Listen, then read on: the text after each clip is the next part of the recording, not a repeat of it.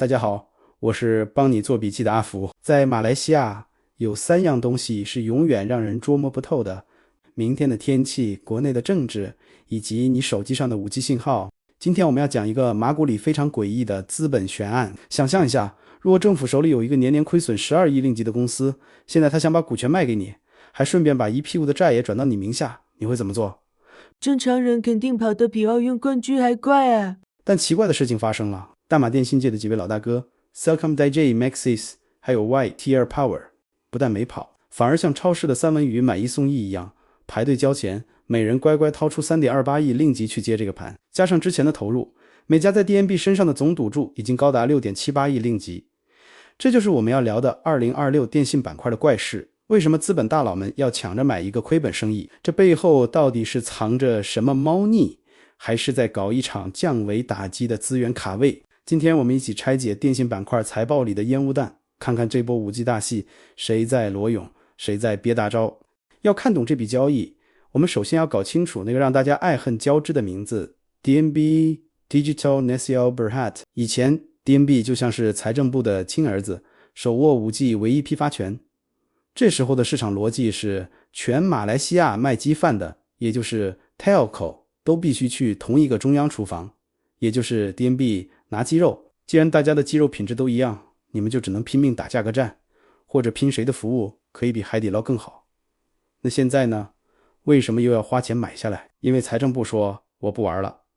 财政部这一走，连带把之前给 DNB 的约10亿令吉财务援助也收回去了。在大佬眼里，这 3.28 亿买的不是一个赚钱的公司，而是一个商业自主权。这就像以前政府规定你必须跟那个亏钱的中央厨房拿货，现在厨房的股份卖给你了。虽然你得自己掏钱装修付租金请厨师，但你终于可以决定要进哪一种鸡，鸡是男的女的。Telco 公司从被迫交保护费变成了自己开工厂，听起来很美好，但这工厂是亏钱的。没错，这就是痛点。DNB 在2023和2024年每年净亏12亿令吉，背负着36亿令吉的净债务。为了维持运作和基建，他每年还要烧掉 7.5 亿令吉的现金，但他口袋里只剩下 4.4 亿。一旦这3家公司接盘，未来可能需要不断进行注资来填坑。这直接导致各大投行预测，这3家公司2026年的每股盈利 EPS 会被拖累 10% 到 15%。 如果你看到 Maxis 或 Celcom、Digi 2026年的利润表很难看，千万别急着报警，你要看的是他们的 EBITDA margin。 为什么？因为这虽然是毒药，但也可能是解药。管理层认为，虽然短期有阵痛，但长期来看，掌握了话语权后，可以通过成本协同效应把亏损赚回来。这叫以退为进，是资本市场最喜欢的利空出尽逻辑。既然提到 5G， 就不能不提那个在大佬们饭桌上掀桌子的人 Umobile。现在的局势是 Maxis、Celcom、Digi 和 YTL 组成了 DNB 联盟，算是老牌贵族，而 Umobile 却单枪匹马拿到了第2家 5G 网络的入场券。 Umobile 这么猛，他凭什么跟那些老大哥打？凭他敢借钱敢拼命。 Umobile 现在手里拿着430亿令吉的银团贷款，正在疯狂盖塔。截至2025年底，它的覆盖率已经接近 60%，目标是在2026年冲向 90%。 这就像是一个原本被垄断的巴沙突然分成了2派，一边是财大气粗的老牌联盟，一边是动作极快的新贵。那这会对我们有什么影响？影响大了。如果 Umobile 真的在2026年搞出价格战，那整个行业的 ARPU 单一用户平均收入都会被拖下水。投信现在的评级是 neutral 中性，理由就是基础设施重叠会导致资源浪费，而且 Umobile 这个搅局者让未来的批发价格充满了不确定性。到底是三强鼎立还是乱世枭雄？2026年就是决胜局。聊完了神仙打架，我们来看看凡人的世界。大马电信商的收入 80% 到 90% 还是靠我们这些消费者贡献的。简单来说，他们本质上还是卖 data 的。但现在有个大问题，市场饱和了。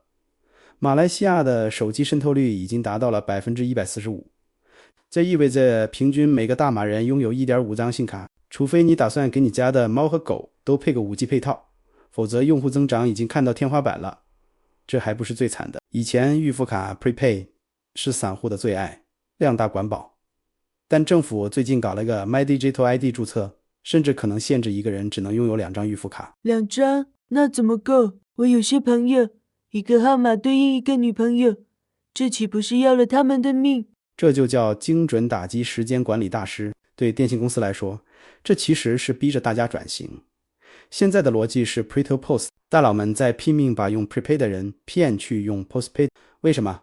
因为 postpaid 的用户就像是签了卖身契，每月固定交钱， margin 更高，现金流更稳。这就像你开餐厅，散客今天来明天不来，你不喜欢这样的，你最喜欢的是那种直接包了全年午餐的客户。所以虽然你可能少了几个号码，但电信公司赚的可能更多了。既然散户的钱不好赚了，增长要靠什么？这就来到了2026年电信板块的真正战场，企业业务。目前的战况是 Maxis 处于领先地位，企业收入占比约 18%。 它现在不只是卖电话卡，而是卖云服务，卖网络解决方案。 CellcomDigi 紧随其后，占比约 12%， 正在推 AI 驱动的安全服务和电子发票 eInvoice 音箱。那个 TM 呢？他在干嘛？ TM 啊，现在正翘着脚当包租公喽。无论你们是 DNB 派还是 Umobile 派，你们要在天上打 5G 大战，地下的光纤基站的回程网络大部分还得租用 TM 的，所以这就是我说的 TM 才是包租公。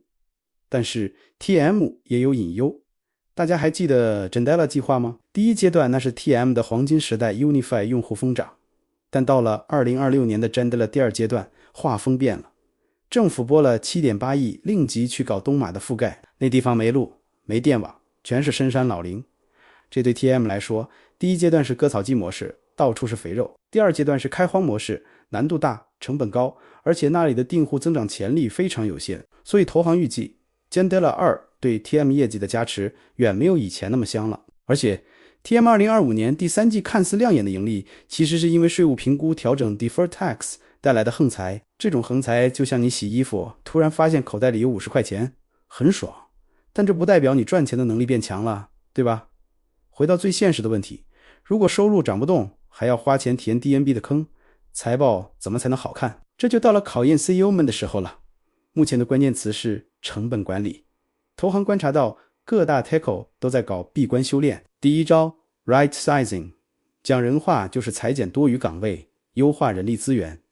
第二招数字化抠门，以前疯狂烧钱拉客，现在靠 APP 和 AI 来节省运营开支。所以如果你看到2026年 Maxis 或 CellcomDigi 的运营支出在下降，不要惊讶，外表的利润会被 DNB 的债务整容得很丑，但内在的运营效率正在通过排毒变强。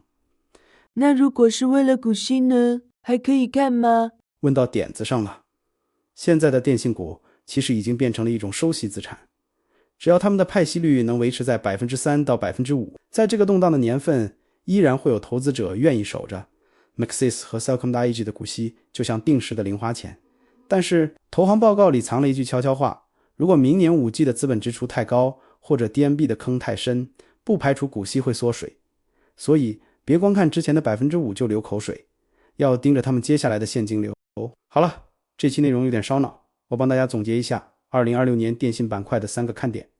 一，盯着联营公司亏损，看 Maxis 和 CellcomDigi 的财报时要特别注意 Associate Losses 这一栏，如果 DNB 的亏损收窄不如预期，股价肯定会难看。二，别只看 Postpay 的人数，那个时代过去了，现在要看来自企业的收入的增长率，如果这一块不动，这间公司就真的老了。三，盯紧 Umobile， 看它的6000多个基站盖得怎么样。如果它真的在第一年就搞定 90% 的覆盖率并开启价格战，那 Maxis 和 CellcomDigi 这3剑客的日子会很难过。投资电信股现在考验的不是谁跑得快，而是谁的身体底子好，谁能熬过这场 5G 的排毒期。这是一场豪赌，赌的是财政部退出后私营企业能把 5G 这个烂摊子变成印钞机。好了，电信板块的大变局我们就聊到这里，下一集也是我们这一系列的最后一集，我们要去看看那个在海上飘着的板块，运输板块。听说那边的运费又在搞事情了，一定要关注阿福。我们下期见，拜。